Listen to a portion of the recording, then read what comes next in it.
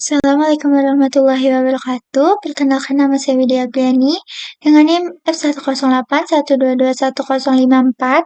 Saya dari kelas 1B reguler dalam rangka pemenuhan tugas mata kuliah pengantar pendidikan dengan dosen pengampu yaitu Ibu Dioti Aulia Filda Gasya dengan judul makalah yaitu Pendidikan sebagai Ilmu dan Seni. Dalam pembahasan kali ini kita akan membahas tentang beberapa poin penting. Yang pertama yaitu pendidikan sebagai ilmu dan seni, kemudian definisi karakteristik dan klasifikasi ilmu, selanjutnya definisi karakteristik dan klasifikasi ilmu pendidikan, dan yang terakhir adalah pendidikan atau mendidik sebagai suatu seni. Kita masuk ke pembahasan yang pertama yaitu pendidikan sebagai ilmu dan seni. Pendidikan sebagai gabungan ilmu dan seni ini pertama kali dikemukakan oleh A.S. Niels yang mengemukakan bahwa mendidik atau mengajar bukanlah suatu ilmu tetapi adalah seni. Mendidik yang diartikan sebagai seni ialah bagaimana kita dapat hidup dengan anak-anak dan dapat mengerti anak-anak sehingga seolah-olah kita dapat menjadi seperti anak-anak itu sendiri. Lalu ada Charles Silberman yang menggambarkan praktik mengajar seperti praktik kedokteran yang harus memiliki ilmu tapi juga harus disertai dengan sebuah seni.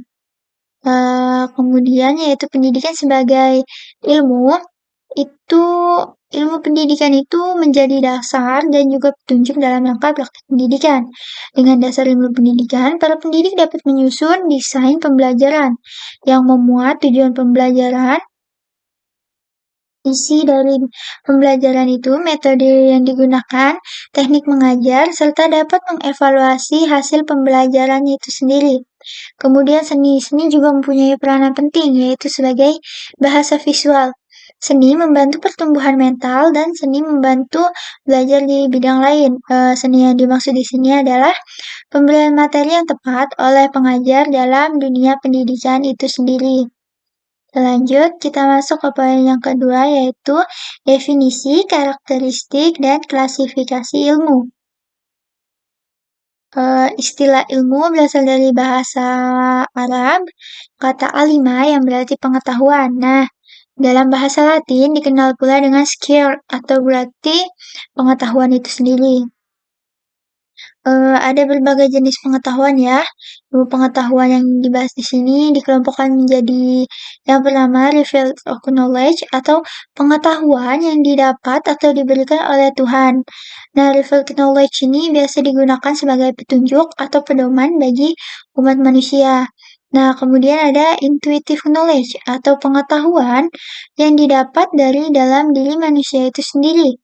Kemudian ada rational knowledge atau pengetahuan yang didapat dengan latihan rasional atau akal semata dan tidak disertai observasi terhadap peristiwa-peristiwa faktual.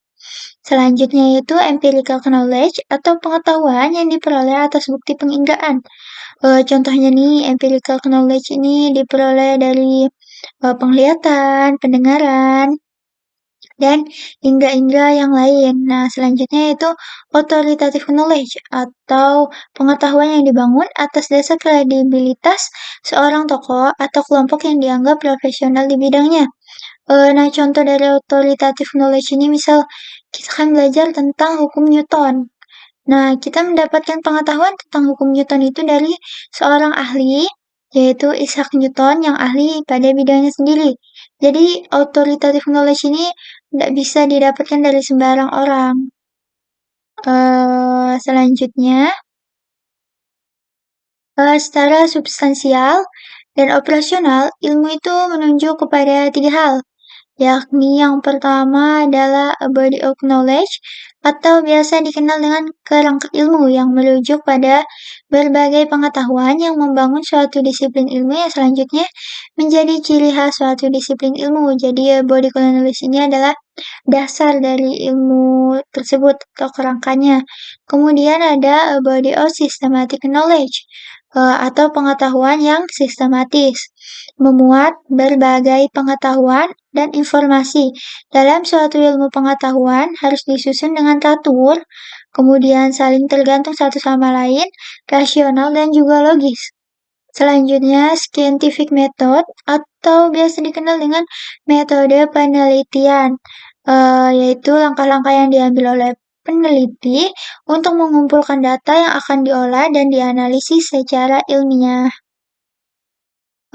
Selain itu juga ada yang mengklasifikasikan ilmu tuh menjadi ilmu murni atau ilmu yang berfokus pada teori untuk menemukan pengetahuan baru, dan ilmu terapan atau menempatkan teori ke dalam praktik untuk memecahkan suatu masalah. Selanjutnya, karakteristik ilmu itu yang pertama, memiliki objek studi yang meliputi berbagai hal sebatas yang terdapat dialami manusia. Setiap ilmu itu memiliki objek material dan formal. Objek material itu adalah suatu hal yang dijadikan sasaran penyelidikan. Nah, sedangkan objek formal adalah metode untuk memahami objek material itu sendiri. Contohnya kita melakukan penelitian tentang daun teh. Yang menjadi objek materialnya itu adalah daun teh itu sendiri, sedangkan yang menjadi objek formal adalah kandungan yang terdapat pada daun teh itu. Kemudian ada metode ilmiah. Metode ilmiah ini adalah prosedur pemecahan masalah yang cermat dan terencana. Merupakan gabungan dari pendekatan rasional dan empiris. Kerangka studinya merupakan proses logika, hipoteka, dan verifikasi, atau bisa juga disebut pengajuan masalah, penyusunan kerangka teori, penyusunan hipotesis, pengajuan hipotesis, dan penarikan kesimpulan atau menggunakan kerangka berpikir deduktif dan induktif.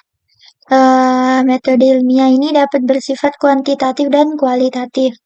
Kemudian isi ilmu dapat berupa konsep, aksioma, postulat, prinsip, teori hukum, dan model. Dalam hal ini, ilmu bersifat objektif, deskriptif, dan disajikan secara rinci dan sistematis.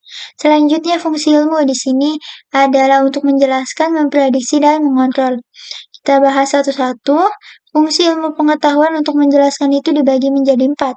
Pertama yaitu deduktif atau menjelaskan suatu hal berdasar pangkal atau intinya. Kemudian probabilistik atau menjelaskan suatu kasus sehingga menghasilkan suatu kepastian, tetapi kepastian ini tidak bersifat mutlak. Kemudian fungsional atau menjelaskan tentang suatu komponen dalam suatu sistem. Dan yang terakhir yaitu menjelaskan secara genetik atau menjelaskan suatu faktor yang mempengaruhi kejadian yang sering terjadi. Selanjutnya, ilmu itu berfungsi untuk memprediksi. Artinya, menjelaskan tentang sebab akibat suatu peristiwa. Dan yang terakhir yaitu untuk mengontrol atau mengendalikan suatu gejala berdasarkan suatu teori. Selanjutnya, kita masuk ke poin ketiga yaitu definisi, karakteristik, dan klasifikasi ilmu pendidikan.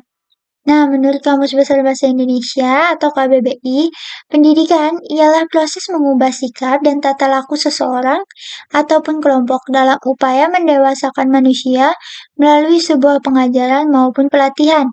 Ilmu pendidikan adalah sistem pengetahuan tentang fenomena pendidikan yang dihasilkan melalui riset dengan menggunakan metode ilmiah.